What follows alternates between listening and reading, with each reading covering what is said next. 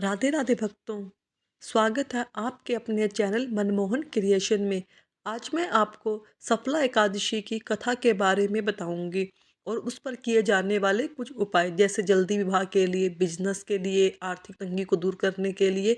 ये सभी बातें आज मैं आपको इस वीडियो में बताऊंगी।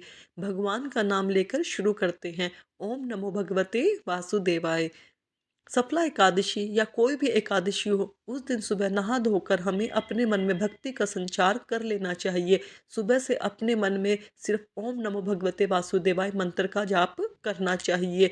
या हो आपको जैसा भी अच्छा लगे, जैसे हरे कृष्णा कृष्ण कृष्ण हरे हरे, हरे राम राम राम हरे हरे।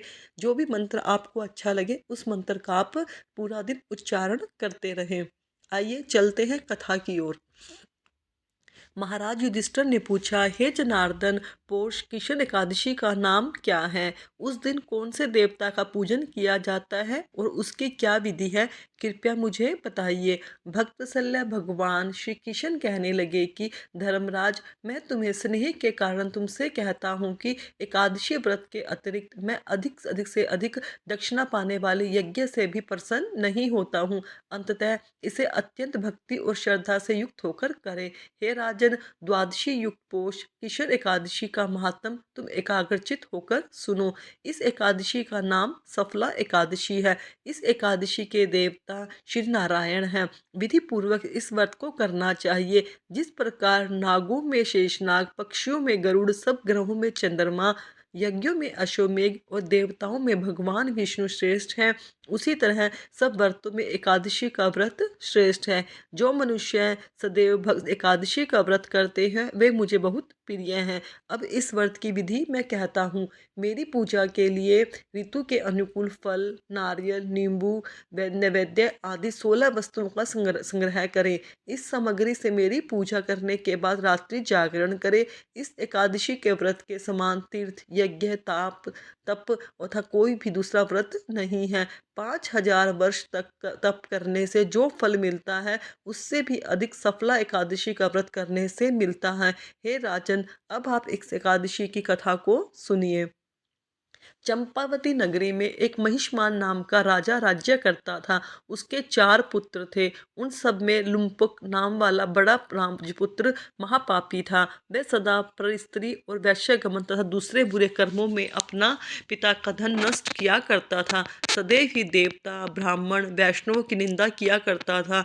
जब राजा को बड़े पुत्र के ऐसे कुकर्मों का पता चला तो उन्होंने उसे अपने राज्य से निकाल दिया। तब वह विचारने लगा कि मैं कहाँ जाऊँ, क्या करूँ। अंत में उसने चोरी करने का निश्चय किया। दिन में वह वन में रहता और रात्रि को अपने पिता की नगरी में चोरी करता तथा प्रजा को तंग करने कर उन्हें मारने का कुकर्म करता। कुछ समय पश्चात सारी नगरी भयभीत हो गई। वह वन में रहकर पशु आदि को मारकर खाने लगा। नागरिक और राज्य के कर्मचारी उसे पकड़ लेते किंतु राजा के भय से छोड़ देते। वन के एक अति प्राचीन पीपल, विशाल पीपल का वृक्ष था। लोग उसकी भगवान के समान पूजा करते थे। उसी वृक्ष के नीचे वह महापापी लुम्पक रहा करता था। इस वन को देख लोग देवताओं की क्रीड़ास्थली मानते थे। कुछ समय पश्चात पौष कृष्ण पक्ष की दशमी के दिन वह वस्त्रहीन होने के कारण शीत के चलते सारी रात्रि सो नहीं सका। उसके हाथ पैर अकड़ गए। सूर्योदय होते ही वह मूर्छित हो गया। दूसरे दिन एकादशी को मध्याह्न के समय सूर्य की गर्मी पाकर उसकी मूर्छा दूर हुई। गिरता पड़ता वह भोजन की तलाश में निकला। पशुओं को मारने में वह समर्थ नहीं था। अंततः पेड़ों के नीचे गिरे हुए फल उठाकर वापस उसी पीपल वृक्ष के नीचे आ गया। उस समय तक भगवान सूर्य अस्त हो चुके थे। वृक्ष के नीचे फल रखकर कहने लगा, हे भगवान, अब आपके ही अर्पण है ये फल, आप ही तृप्त हो जाइए। उस रात्रि को दुख के कारण रात्रि को नींद भी नहीं आई। उससे इस उपवास और जागरण से भगवान अत्यंत प्रसन्न हो गए। उसके सारे पाप नष्ट हो गए। दूसरे दिन प्रातः एक अति सुंदर घोड़ा अनेक सुंदर वस्तुओं से सजा हुआ उसके सामने आकर खड़ा हो गया।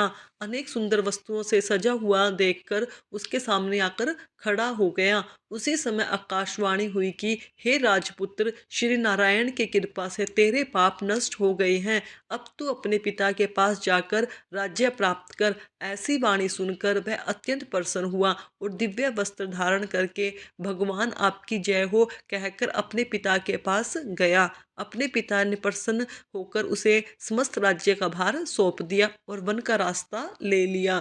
अब लुम्पुक शास्त्रानुसार राज्य करने लगा। उसके स्त्री पुत्र आदि सारा कुटुंब नारायण का परम भक्त था।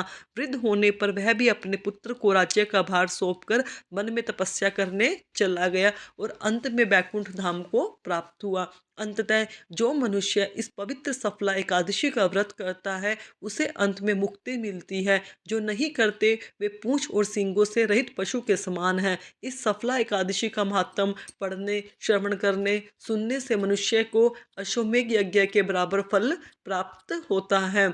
आइए, कैसी लगी भक्तों आपको कथा? अब चलते हैं कुछ उपाय जो हमें सफला एकादशी के दिन करने चाहिए अच्छे स्वास्थ्य के लिए। सफला एकादशी पर भगवान विष्णु की विधिवत पूजा करें। इसके साथ पीले रंगों के फूल अर्पित करने के बाद साथ ओम नमो भगवते वासुदेवाय का 108 बार जाप करना चाहिए। बिजनेस में वृद्धि के लिए सफला एकादशी के दिन भगवान विष्णु के साथ माँ लक्ष्मी की विधिवत पूजा करनी चाहिए। इसके साथ ही माँ लक्ष्मी को लाल रंग के वस्त्र अर्पित करने के साथ शुभ फूलों की प्राप्ति होती है। इसके साथ ही बिजनेस में अपार सफलता और धन के मार्ग खुलते हैं। सुख शांति के लिए सफला एकादशी पर भगवान विष्णु के साथ माता लक्ष्मी की पूजा करें। इसके साथ ही 9 मुखी दीपक जला दें। इसके बाद सहस्त्र नाम का पाठ करें और ऐसा करने से रोग दोष भय मुक्ति से हो जाती है और घर में सुख शांति बनी रहती है। जल्दी विवाह के लिए अगर विवाह में किसी न किसी तरह की अड़चन आ रही हो तो सफला एकादशी के दिन एक लोटे में थोड़ी सी हल्दी डालकर केले की जड़ में अर्पित करें। इससे आपको लाभ मिलेगा। धन लाभ के लिए माँ लक्ष्मी को प्रसन्न करने के लिए सफला एकादशी के दिन भगवान विष्णु का जल से अभिषेक जरूर करें। अभिषेक के लिए दक्षिणावर्ती शंख का इस्तेमाल करें। ये मैंने आपको कुछ उपाय बताए हैं जो सफला एकादशी के दिन करें, जिसे करने से आपके